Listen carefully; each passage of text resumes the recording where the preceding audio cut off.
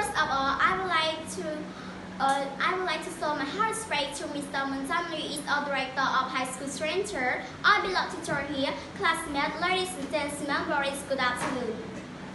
My topic is if you want to be school student, what should you do? And my topic will last about 3 minutes. But before I describe, I would like to introduce myself.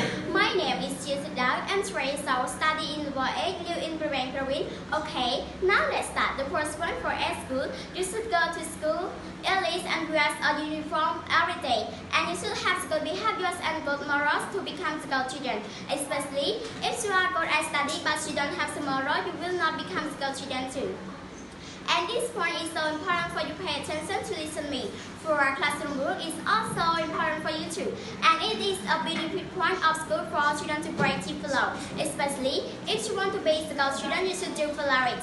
For studying in the class, when teacher explains about lesson, you should pay attention to listen them. Because if you don't care about it and play with your friends during teacher explain, you will not understand. And when teacher calls you to answer the question, you will stand because you don't know about it, what it means. And when teacher asks some question, you should put your hand up immediately to answer the question with no.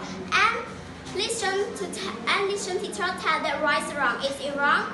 You should not in your book, especially when you don't know about some question, you should ask your teacher immediately.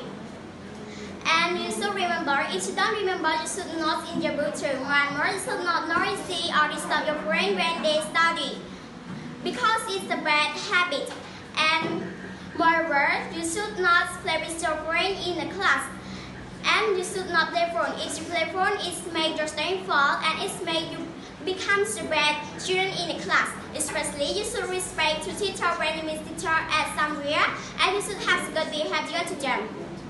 The second point for at home, when you have free time, you should have your parents to do some housework such as clean the house, washing up, cut the grass, prepare the house, and so on.